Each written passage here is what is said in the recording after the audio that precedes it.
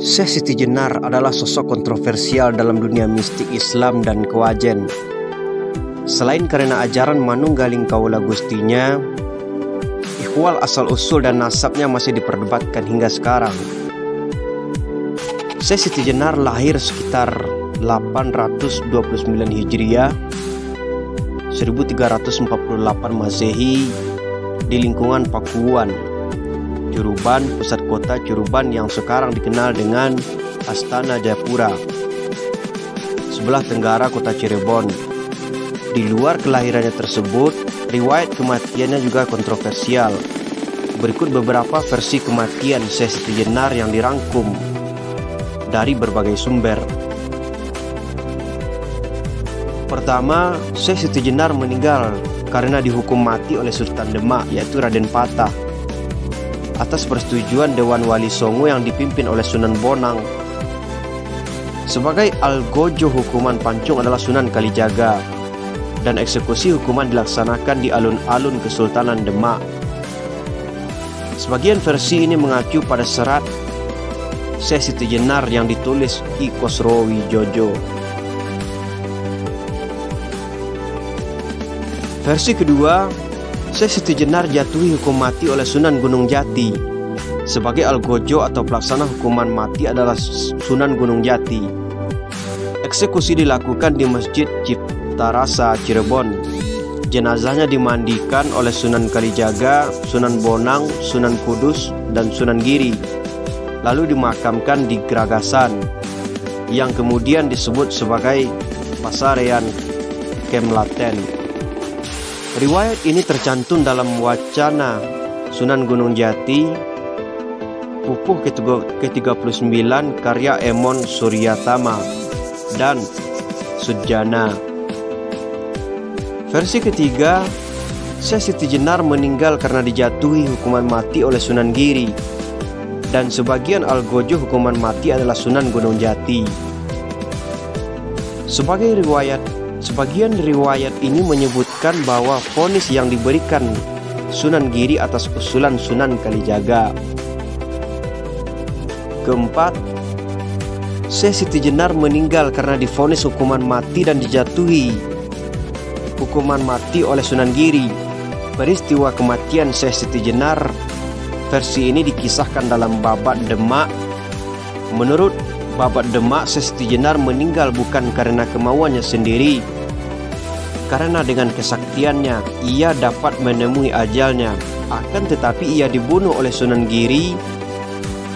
Keris yang ditusukkan ke badannya hingga tembus ke punggung dan mengucurkan darah berwarna kuning. Setelah mengetahui bahwa suaminya dibunuh, istri Syekh Siti Jenar menuntut bela kematian itu kepada Sunan Giri. Sunan Giri menghiburnya dengan mengatakan bahwa dia bukan yang membunuh Siti Jenar, tetapi dia mati atas kemauannya sendiri. Diberitahukan juga bahwa suaminya kini berada di dalam surga. Sunan Giri meminta dan dia melihat ke atas, dan di sana dia melihat suaminya berada di surga, dikelilingi oleh bidadari yang agung, duduk di singgasana yang berkilauan. Kematian Siti Jenar dalam versi ini ditulis oleh Babat Jawa yang disadur Santoso dengan versi sedikit berbeda. Kelima, vonis hukuman mati Syekh Siti Jenar dijatuhkan oleh Sunan Gunung Jati, sedangkan yang menjalankan adalah Sunan Kudus. Kematian Syekh Siti Jenar versi ini dapat ditemukan dalam serat negara Kertabumi Suntingan Rahman Selendraningrat.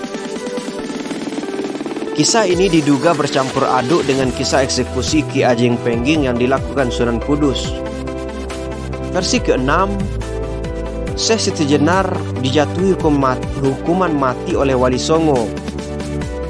Pada saat hukuman mati itu harus dilakukan, para anggota Wali Songo mendatangi Syekh Siti Jenar untuk mengeksekusi. Namun hukumannya tidak jadi dilakukan karena Syekh Siti Jenar memilih cara kematiannya sendiri dengan memohon kepada Allah agar diwafatkan tanpa hukuman dari pihak para Wali Songo. Ia ingin menemui ajalnya seperti yang telah ia tetapkan dan ditetapkan oleh Allah Subhanahu wa Ta'ala. Versi ini mengacu pada serat Syekh Siti Jenar yang mengubah oleh Ki Sosrowijoyo yang disebarkan oleh Abdul Munir Mulkam. Versi ke-7, ada dua orang yang sama menaruh dendam pada Syekh Siti Jenar. Kedua orang ini memiliki nama yang mirip dengan nama kecil Syekh Siti Jenar. San Ali pertama, Hasan Ali, Pangeran Anggaraksa, anak Sibungsi, yang diusir dari keraton karena kedurhakaannya kepada Sri Bungsi dan memberontakkan pada Cirebon. Ia dendam pada Syekh Siti Jenar karena berhasil menjadi guru suci utama di Giri Amparan Jati.